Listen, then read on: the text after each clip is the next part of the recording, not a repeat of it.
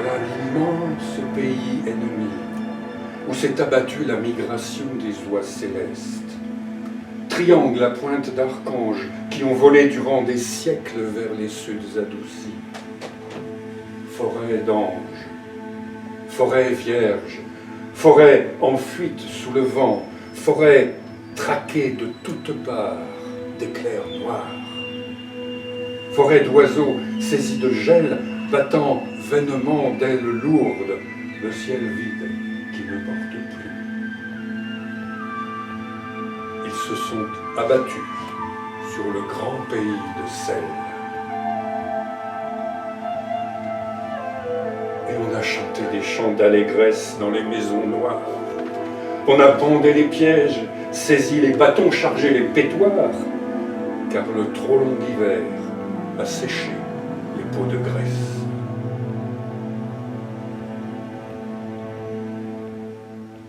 C'était vraiment une belle aubaine.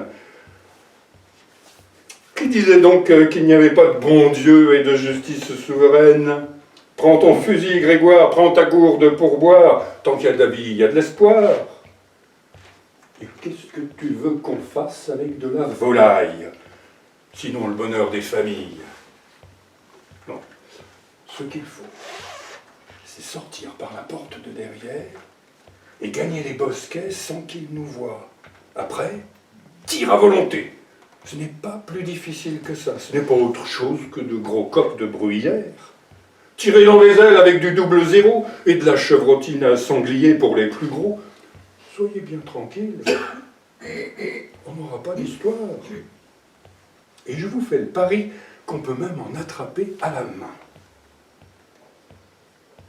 Des vivants. Ce n'est pas la mer à boire. Il n'y a qu'à voir de quelle façon ils sont capots, la tête morte, balancée par le vent, les yeux cordés de longues larmes glacées, à bout de force et morts de faim. À quoi voulez-vous qu'ils aient recours? À qui? On peut en prendre tant qu'on veut à la main, je vous dis, les gaver dans la basse-cour, et nous aurons de la poule au pot pour les dimanches.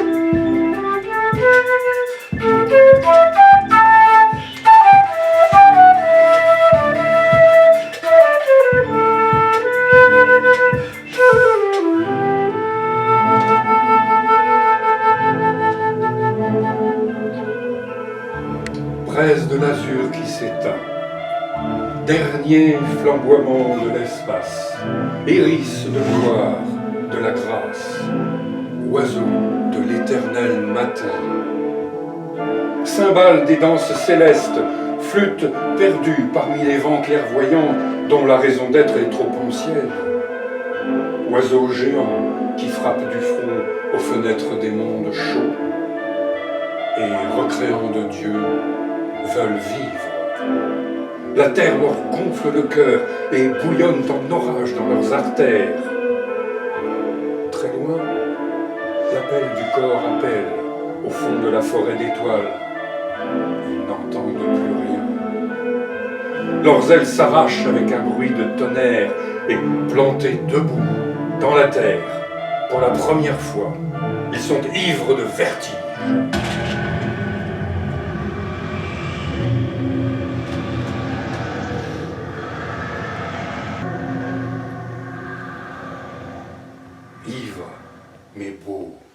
Ivre, mais beau comme le jour.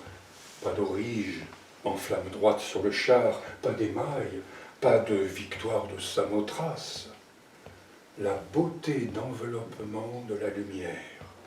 Assis de vierge, arracheur de rouilles et d'ombres, écorchant les formes à vif jusqu'à la plaie, tranchant la gorge aux couleurs comme à des moutons. Beauté bouchère, artisane sur chair et os, révélatrice d'entrailles, et la matière rend l'âme comme les jasmins rendent odeur le soir, quand la fraîcheur laboure les jardins. La beauté qu'il garde, malgré le désespoir, éclaire largement l'univers d'une aurore plus ouverte, plus pétillante d'alouette que la petite aurore d'Est, l'habituelle, dans laquelle, depuis longtemps, plus rien ne saigne. L'homme est une monstruosité de prudence. Quel tigre contre la clarté, quelle souplesse de rein pour se glisser dans les jungles du jour, quelle ruse pour assassiner la lumière silencieusement, par derrière, d'un bond. C'est sa plus belle proie. Il en brûle la graisse dans des lampes qu'il fait des paumes de ses mains, pour moins trembler sur les lisières de la mort et des ténèbres. Pourtant, c'est une lumière sans grande vertu, sans beauté particulière, une lumière de punition éternelle. Mais l'homme y ajoute la paume de ses mains, et servant au cœur d'or, elle ouvre le chemin.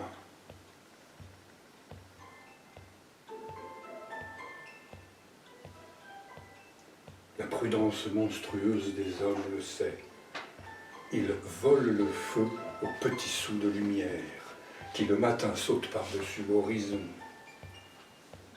Acheteurs quotidiens d'arbres et d'océans, de montagnes et de l'enlacement des fleuves, des visages bien-aimés et des yeux de neige portant deux corbeaux immobiles verts de bronze. La vie. L'apprentissage des simulacres de bois coloriés à charger dans la barque du pharaon pour l'errance sur le Nil noir. Aborder aux plages du lotus éternel avec un grand butin d'esclaves et d'amour. Mais quoi? Recommencer le jeu des simulacres de chair là-bas et tout forcer, même l'amour dans l'éternité glaciale des siècles?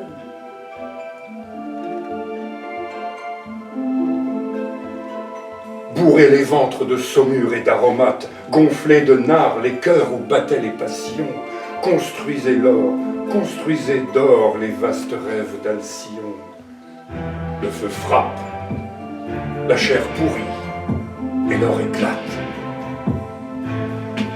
Les matins sont déserts sur les vertes collines, il n'y a pas plus d'âme au-delà qu'ici.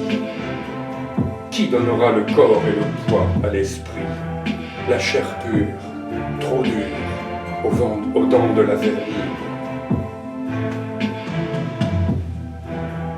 Mangeurs d'hommes, debout sur le pont du steamer promis aux soutes avec vos ailes de cygne, princes de paradis enchaînés aux rameurs, d'où vient cette grandeur qui vous emporte, prince, au-delà même du malheur, et par-delà l'oubli de Dieu, vous sauvegarde, vierge, pure, intouchés, glaciales et abruptes, monstres nus revêtus des beautés éternelles, maîtres du grand secret et des armes de la victoire. Vous êtes sur le bord de la mort la plus vile, précipité dans son oubli plus bas que nous. Plus d'espoir, plus de Dieu sous vos plumages fous, vole le sable des solitudes stériles. Et jamais vous n'avez été si beau.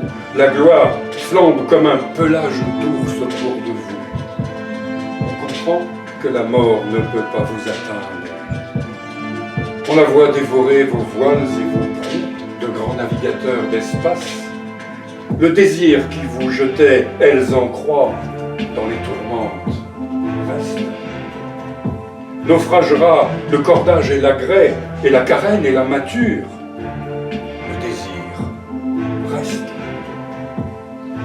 Descendre au bras des poux, la carcasse, la chair et l'os du bâtiment qui volait dans les foluges de l'orage. Le désir reste. Le désir, poigne de fer qui tenait le timon, férocement dardé vers les plages des souples laines de ta robe, reste. si durement il a régi leur vie pendant des siècles et des siècles de constance, qu'il est devenu chair, puis porphyre et diamant. Il est devenu étincelant et solide.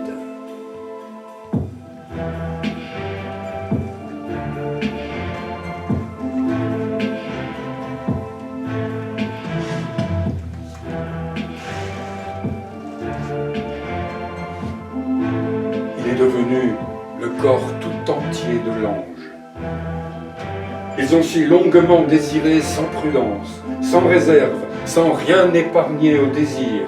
Ils ont si franchement tout donné au désir de toi, ce qui était leur gloire personnelle, qu'ils sont devenus désir de toi, malgré ta volonté, qui ne prévoyait pas tant de fidélité, tant d'amour, tant d'ardeur, tant de constance et d'imprudence et de beauté.